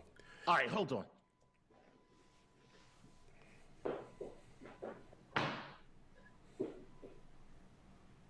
Oh, okay. All right. Okay, all right. I just happen to have a glass of water here. Oh, you do? And is your ice in it? Are they cubes? Oh my goodness, look at that. That's awesome. Yes, this is a cube. Okay. And Excellent. you just see it's got like a little surface. You can't see it, but it's got a little surface because the top part is clear. I don't know why. But it's just like you said. It's bobbing up. Yeah, it's bobbing. But most of it is below. Yeah, so Chuck, got a little bit above. It's not happening because I said so. It's happening because this is how the universe works. No, you're a wizard. Stop lying. Now, here's an interesting fact. If you take that same glass of water with that one ice cube in it and fill it as much as you possibly can so that not another drop can go in it without spilling over the edge. Right. If you do that, okay, the ice will be sitting above that level, above the lip of the glass. Right. And you might be worried, oh my gosh, I better get a coaster because when this melts, it's going to overflow. But no, when it melts, it's going to take up the volume that it's already displacing in the water itself, and it's not going to get any higher than it currently is. Right. This is why the Arctic ice sheets in the Arctic, so where Santa Claus is, right, it is ice that is floating on the water. In the future, where global warming melts the entire northern cap, when that happens, that alone will not increase the sea levels of the world. Because the ice is already floating in the bathtub of that water. That's correct. So the ice you need to worry about is the ice that's on land. Oh, that runoff. The runoff, okay? That ice, you melt that, you're directly adding water content. That's on Greenland and primarily Greenland and Antarctica. So that then starts flooding the oceans and raising the sea levels. Okay, so now... By the way, 232 feet if that were to happen. Oh, thank you for that number. Yeah, I think I tweeted once that if you do that, then the water level will go up to the left elbow of the Statue of Liberty. Yeah. The one that's holding, I think it's the Declaration of Independence, just in her arm. And yeah, and that basically you lose Manhattan and basically every other coastal city of which where you find most of the great cities of the world are on the water's edge. So anyhow, so that's why ice floats. But there's more going on here. You could delay the freezing of the ice. It freezes at 32 degrees or 0 degrees Celsius. You can make it freeze at like 1 degree below zero if you put it under pressure. Okay, yeah. And it's good. So it gets colder and it says, I want to freeze. I have to get bigger. I have to get bigger. I'm not letting you. So then it doesn't change the state. Okay. But if you keep taking the temperature lower and lower, under pressure, the ice says, it, okay? And I will expand no matter what you're doing, and boom, pipes break. Yeah. Okay, so I don't know why I'm so happy about that. I'm a homeowner. What am I talking about? No, that's disastrous. You're happy that you now understand the full dynamics of that. So it would be very hard for ice at 32 degrees to break a pipe because the pipes are typically made of copper or some strong metal. And so it'll keep it squeezed down. And it say, no, you're not